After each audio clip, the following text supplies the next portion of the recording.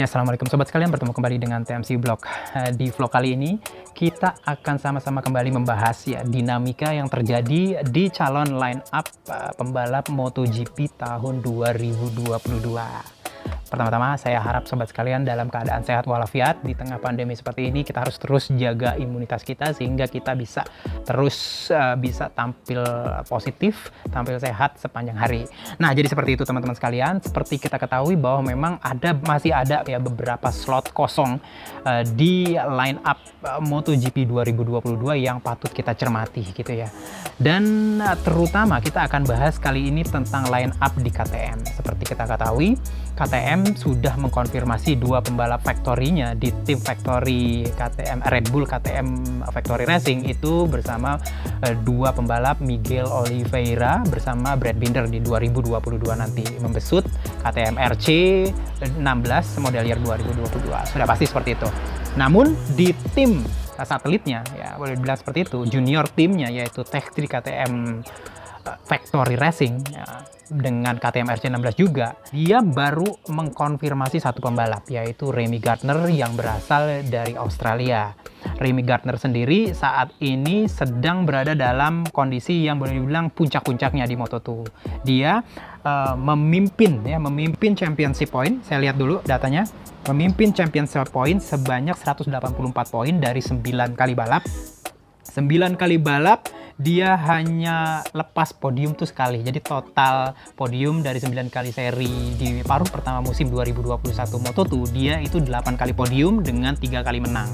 Dan yang menarik lagi adalah di posisi keduanya ada Raul Fernandez teman-teman sekalian.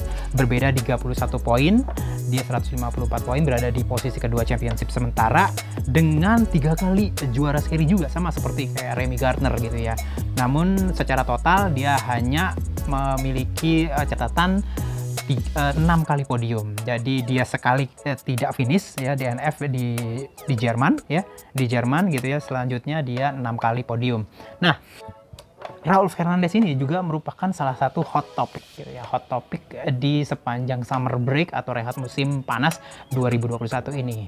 Salah satunya yang menyebabkan Raul Fernandez menjadi hot topic itu adalah karena ada beberapa slot-slot kosong di beberapa tim MotoGP yang lain. Seperti kita ketahui, rencana hengkangnya Maverick Viñales dari Monster Energy MotoGP Team, Factory Team, itu membuat semacam side effect ya, boleh bilang domino effect terhadap tim-tim pabrikan lain gitu ya. Karena apa? Karena boleh dibilang ini akan menyebabkan tim Factory Yamaha tersebut akan kosong ya. Siapa yang akan menandemi atau menemani Fabio Quartararo masih belum dikonfirmasi secara resmi. Walaupun Yamaha sudah boleh bilang secara unofficial itu sudah meminta kepada Petronas Yamaha SRT untuk Franco Morbidelli pindah ke tim Yamaha Factory di tahun 2022 nanti menemani Fabio Quartararo di sana. Dan Petronas Yamaha SRT ya PYSRT sudah mengkonfirmasi secara resmi sih, boleh dibilang seperti itu, tapi belum secara press release gitu ya, mengkonfirmasi bahwa tim Factory Yamaha gitu ya, Bang Factory Racing itu sudah melakukan pendekatan kepada mereka dan sudah meminta ya Franco Morbidelli untuk ditandemkan bersama dengan Fabio Quartararo tahun depan. Jadi sepertinya boleh dibilang walaupun boleh dibilang pengumuman resminya belum ada, namun sudah hampir pasti Franco Morbidelli akan membalap bersama tim Yamaha Factory di 2022 nanti. Dan ini juga akan mengartikan bahwa Franco Morbidelli akan merubah status kontraknya. Karena seperti sobat sekalian tahu, sampai saat ini Franco Morbidelli itu status kontraknya adalah under contract team, yaitu Petronas SRT. Sementara pembalap seperti kayak Fabio Quartararo itu under kontraknya sudah ke Yamaha Factory Racing. Nah, saat nanti Franco Morbidelli pindah ke tim Factory, maka dia akan dikontrak langsung oleh Yamaha Factory Racing. Dan ini menyebabkan Yamaha SRT akan memiliki potensi kosong 2 seatnya di tahun 2022 nanti. Nah, kenapa dua? Karena di situ masih ada Valentino Rossi kan. Nah, karena Valentino Rossi itu memiliki potensi untuk, yang pertama, dia memiliki potensi untuk pensiun di 2022 nanti. Jadi 2021 ini bisa jadi merupakan tahun terakhir Valentino Rossi. Walaupun memang banyak yang tidak berharap demikian. Pilihan kedua adalah Valentino Rossi akan tetap membalap di Petronas SRT gitu ya. Dan Yamaha sepertinya masih bisa mensupport Valentino Rossi. Dan yang ketiga adalah Valentino Rossi akan pindah ke ke Aramco Racing Team VR46 yang dibentuknya dan tahun depan akan membalap dengan Ducati Desmo Sedici. Nah, jadi seperti itu. Dengan 3 opsi ini, ada kemungkinan Valentino Rossi akan meninggalkan PSRT juga. Dan boleh dibilang, ini akan membuat Petronas Yamaha SRT akan lebih gencar untuk mencari solusi siapa yang akan mengisi 2 pembalap ini. Dan salah satu yang mereka bener-bener bidik adalah Raul Fernandez yang pada dasarnya di akhir musim, di akhir pertengahan musim pertama gitu ya, itu sudah 99% dia bilang akan tetap membalap di Moto2, menyisakan 1% untuk konfirmasi-konfirmasi yang lain udah pasti. Nah, namun dengan berbagai macam boleh dibilang bidikan dari pabrikan lain seperti Yamaha SRT, ini membuat KTM sendiri bimbang karena mereka sendiri merasa bahwa selama ini mereka mendidik pembalap-pembalap mereka mulai dari Junior Championship, terus mereka Moto3 ke Moto2, tiba-tiba diambil gitu setelah mereka bina sekian lama, tiba-tiba setelah di Moto2 diambil oleh pabrikan lain, dan ini mereka bilang tidak adil. Dan menurut saya mereka bisa melakukan atau menyelamatkan talenta-talenta ini dengan cara menaikkan pembalapnya langsung, dan sepertinya harapan itu sudah semakin mendekati teman-teman sekalian. Karena apa? Via Speedweek hari ini itu diinformasikan bahwa Raul Fernandez sudah semakin dekat untuk konfirmasi membalap di MotoGP 2022 nanti.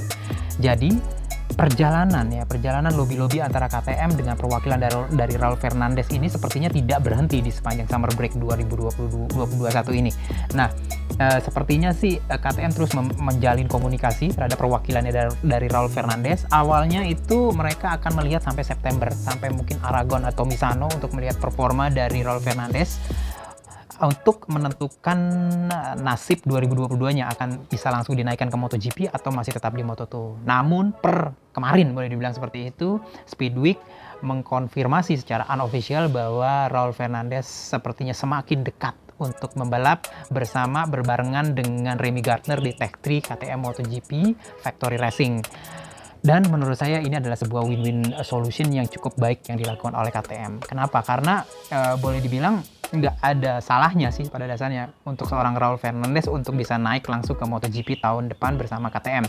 Karena kalau misalkan Raul Fernandez itu diabaikan begitu saja, terlebih lagi kalau misalkan dia memiliki performa yang bagus di sisa musim 2021 ini, apalagi sampai juara dunia Moto2, maka menurut saya ini tuh kayak yang macam gak adil kalau misalkan Raul Fernandez untuk tidak dinaikkan ke MotoGP. Dan sepertinya KTM mencium hal ini. Menurut saya ini adalah sebuah moving yang cukup positif dari KTM untuk menyelamatkan talenta-talenta mereka. Dan sepertinya kita akan benar-benar melihat duet dari Remy Gardner dan Raul Fernandez di MotoGP Tech 3 KTM tahun depan. Lalu gimana mengenai Danilo Petrucci gitu ya? Danilo Petrucci mau dikemanain ya? Sementara ini kalau dipilih gitu antara Danilo Petrucci dan Iker Lecuona, sepertinya KTM lebih prefer ke Danilo Petrucci, lebih ke arah pengalamannya, kedewasaannya dan lain-lain. Namun dilihat dari kepentingan untuk menyelamatkan talenta Raul Fernandez, sepertinya mau nggak mau KTM harus merelakan Danilo Petrucci untuk hengkang dari seatnya KTM RC 16 tahun depan. Sepertinya sih tahun 2022 KTM akan mengangkat Danilo Petrucci sebagai mungkin test rider ya. Karena seperti kita ketahui Mika Kallio sudah sangat berumur sekarang, 39 tahun. Udah gitu sekarang Dani Pedrosa juga nggak muda ya, 35 tahunan gitu, 35 atau 36 saya lupa. Dan duet dua orang ini udah hampir 60-an tahun gitu ya. Jadi butuh seorang test rider yang masih sedikit fresh gitu ya. Dan menurut saya pilihan dari Danilo Petrucci akan cukup positif juga buat KTM jika memang Danilo Petrucci mau juga menjabat sebagai test rider resmi dari KTM tahun depan. Toh dia juga akan memiliki potensi-potensi untuk turun di balapan, kayak misalkan untuk wildcard atau replacement rider. Jadi seperti itu loh teman-teman sekalian, informasi per hari ini, update dinamika yang terjadi. Kenapa saya cukup boleh bilang berita dari Speedweek ini boleh dibilang hampir konfirmasi positif. Saya tahu sendiri waktu itu salah seorang jurnalis di sana ya, editor dari Speedweek pernah satu meja sama saya. Waktu itu kita lagi liputan di tes resmi MotoGP di Sepang ya, official winter test di Sepang, dan dia bilang bahwa memang Speedweek itu sangat dekat dengan Red Bull. Dan dari melihat Red Bull, dia sangat dekat dengan Red Bull, sementara Red Bull merupakan boleh dibilang sponsor resmi atau sponsor utama dari KTM. Saya meyakinkan bahwa informasi yang dihadirkan oleh Speedweek ini boleh dibilang hampir mendekati benar. Kita lihat aja nanti dan kita tunggu sampai berita resmi yang dihadirkan oleh KTM. Itu aja teman-teman sekalian, sepertinya KTM akan jadi tim yang menampilkan pembalap-pembalap muda yang bakalan heboh banget di 2022 nanti. Ada Oliveira, ada Brad Binder, ada Remy Gardner, ada Raul Fernandez, bisa dibayangin. Ini adalah Young Guns sebenarnya 2022 nanti MotoGP. Itu aja, semoga kita bisa bertemu kembali di vlog selanjutnya. Assalamualaikum warahmatullahi wabarakatuh.